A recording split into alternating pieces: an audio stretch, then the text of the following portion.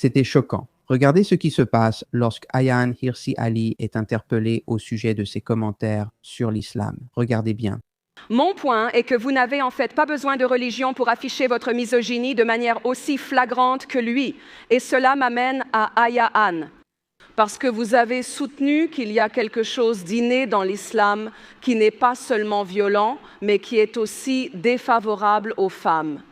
Vous avez fait tout un parcours, passant du fait de vous déclarer athée à un moment donné à être récemment disposé à dialoguer avec les réformistes au sein de l'islam. Mais vous avez maintenu votre position qu'il y a un problème dans la foi. Et je vous dirais qu'il y a tellement de misogynes et qu'ils appartiennent à tant de religions différentes. Pourquoi vous en prenez-vous uniquement à l'islam? Merci. N'importe quel responsable des relations publiques vous dira de ne jamais commencer vos propos par des statistiques. Et je suis célèbre pour être désobéissante. Et donc, c'est exactement ce que je vais faire. Et je vais m'appuyer sur une étude du Pew Research Center qui mène chaque année des recherches sur la religion, en particulier dans le monde islamique. En 2013, ils ont posé la question suivante. Ils posent cette question tout le temps, mais voici ce qu'il en est. Êtes-vous favorable ou opposé à faire de la charia ou loi islamique la loi officielle du pays dans lequel vous vivez?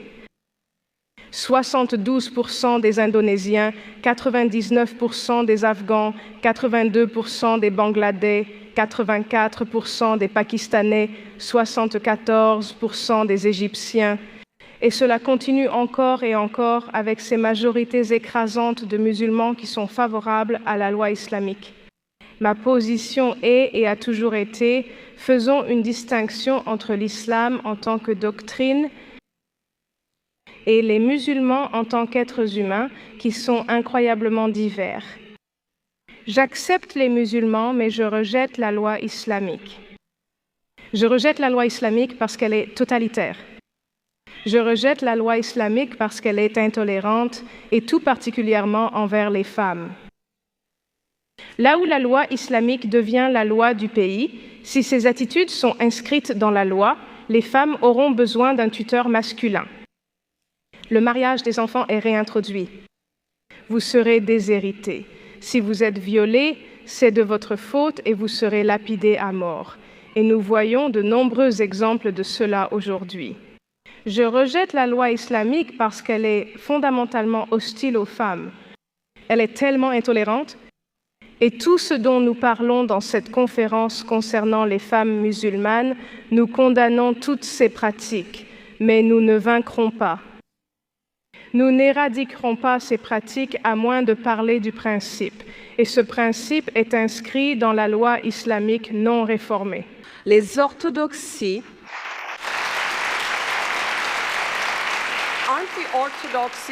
de toutes les religions ne sont-elles pas intrinsèquement misogynes?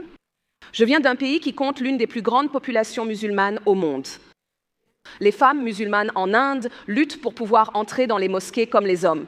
Les femmes hindoues aussi, celles qui sont en âge d'avoir leurs règles, ne peuvent pas entrer dans les temples. Aux États-Unis, le christianisme influence clairement le débat sur l'avortement.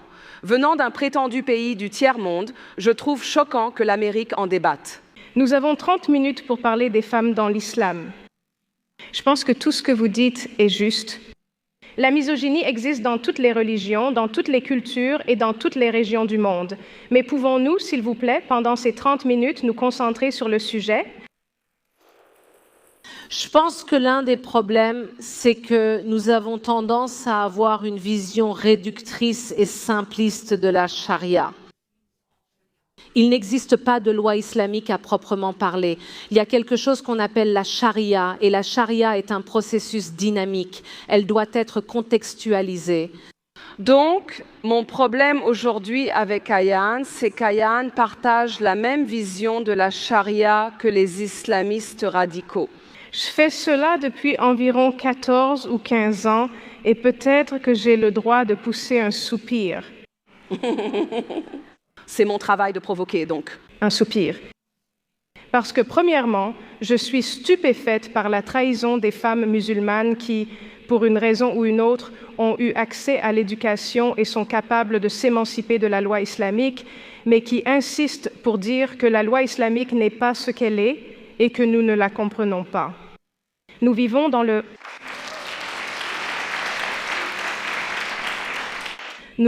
à l'ère de l'information. Nous sommes lettrés. N'importe lequel d'entre nous ici peut prendre le Saint-Coran et lire les hadiths. Et au-delà de cela, parce que nous vivons à cette époque d'interconnexion, nous pouvons examiner les faits concernant les endroits où la loi islamique est appliquée, à quoi cela ressemble pour tout le monde et en général, à quoi cela ressemble pour les femmes. Donc, l'Arabie saoudite est un pays qui applique la loi de la charia. Les femmes n'ont pas le droit de conduire. Elles ont des tuteurs masculins. Leur témoignage vaut la moitié de celui des hommes.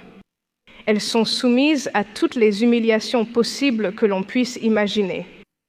L'ayatollah Khomeini, en 1979, avec un large soutien populaire, est devenu le guide suprême.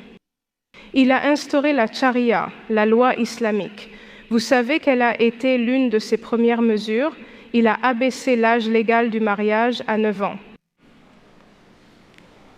Partout où la loi islamique est appliquée, c'est exactement ce qui se passe. Comment le justifient-ils? Ils diront, ils me l'ont déjà dit. Les organisations musulmanes, qui sont-ils? Ceux qui militent pour la charia. Ceux qui veulent instaurer la charia, ce n'est pas un sujet de débat. Le prophète Mohammed a épousé Aïcha, l'une de ses femmes, après la mort de Khadija, alors qu'elle avait 6 ans, et a eu des relations sexuelles avec elle quand elle en avait 9. C'est la loi de la charia. Je ne comprends pas comment quelqu'un...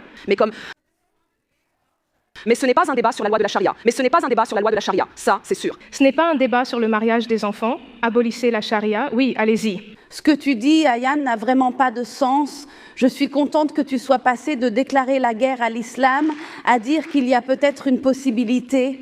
En 2007, lorsque tu as accordé cet entretien à Reason Magazine, tu as dit que nous devions faire la guerre à l'islam. C'était choquant qu'une femme puisse prôner cela. Non, laisse-moi voir, je ne sais pas. Tu as déjà eu la parole? Tu m'accuses de propos que je n'ai pas tenus. Non, tu as dit que l'islam, à moins que l'islam ne soit vaincu, nous ne... Oui, d'accord. Laisse-moi te le dire comme ça. Pour quelqu'un qui a réellement demandé que l'islam soit vaincu militairement, je suis vraiment surprise que tu continues à dire les mêmes choses. Islam. Et maintenant, tu fais marche arrière, islam. Et tu dis que nous allons être l'islam. Nous allons faire ça un par un. Donc, pour quelqu'un qui a appelé à la défaite militaire, vous savez, vous dites que la possibilité de parler de réforme n'existe pas. D'accord, je vais vous dire une chose. Comment pouvez-vous voter pour une réforme alors qu'il n'y a pas assez de femmes opprimées par leur religion? Attendez, non, je parle. Oui, je parle. Mon point est que vous ne pouvez rien réformer si vous n'avez pas la crédibilité. Le fait que vous ayez dit que nous devons vaincre l'islam, vous avez perdu votre crédibilité. D'accord, tenez-moi au courant. Tu peux le croire, c'est de ça que je parle. Bonjour, laisse-moi te dire quelque chose. Je n'écoute pas. Non, mais le truc, c'est que je te le promets. Le point, c'est que si la guerre doit être contre l'islam, qu'en est-il de tous les millions de femmes musulmanes qui sont croyantes, mais qui luttent au sein de leur foi? Exactement. C'est justement pour ça que j'étais aussi incroyablement véhémente. Parce que dans cette même interview, avant cela et après, je fais constamment la distinction entre l'islam en tant qu'ensemble d'idées, en tant que principe d'organisation, en tant que foi, et les musulmans. Et merci Farah de m'avoir écouté. Quand on considère les musulmans un 5e de l'humanité, dont 1 milliard a moins de 30 ans, vous serez étonnés et vous vous surprendrez à remarquer encore et encore à quel point ils sont divers. D'accord. Donc nous sommes d'accord sur la diversité musulmane. Passons maintenant à la doctrine, l'islam. L'islam non réformé en tant que doctrine politique, l'insistance à ne pas séparer la religion de la politique.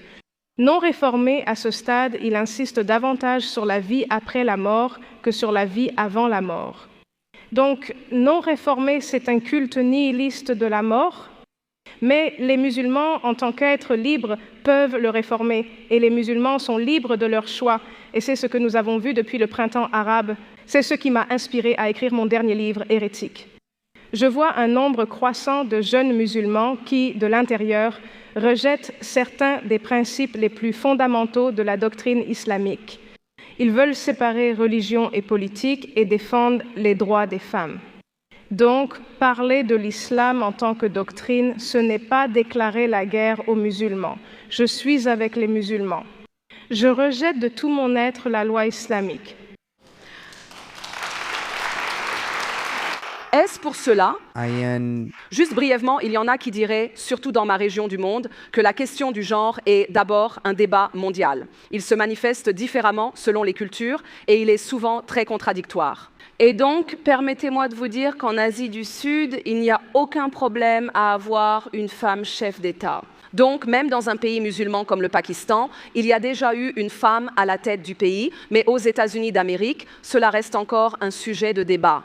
Donc, certains diraient que qualifier les sociétés musulmanes d'arriérées par nature ne tient pas. Regardez cet exemple, Benazir Bhutto. Est-ce que c'est ce que vous pensez? Vous, Je ne sais pas si j'ai dit tout ça. Encore une fois, je reviens à ma distinction et je pense, Farah, que tu comprends vraiment, tu saisis vraiment cette distinction. Il y a une diversité musulmane et au sein de cette diversité musulmane, tu vas voir des personnes qui suivent beaucoup la loi islamique et qui veulent qu'elle soit la plus pure possible. Mais à l'autre extrémité du spectre, tu vois des musulmans et ça me rend optimiste. De plus en plus de musulmans qui, intérieurement, tu as peut-être entendu aujourd'hui qu'un blogueur bangladais a été tué à coups de machette dans les rues de Dhaka. Cela s'est produit fréquemment au Caire, en Tunisie, même ici aux États-Unis d'Amérique. Il y a de plus en plus de musulmans qui ne sont plus prêts à rejeter la responsabilité de leurs affaires philosophiques internes sur des facteurs externes comme les sionistes ou les médias américains ou des choses comme ça. Ils comprennent qu'ils doivent rivaliser avec les islamistes qui prônent la charia et ils ripostent. Je pense que c'est ce que nous devons adopter.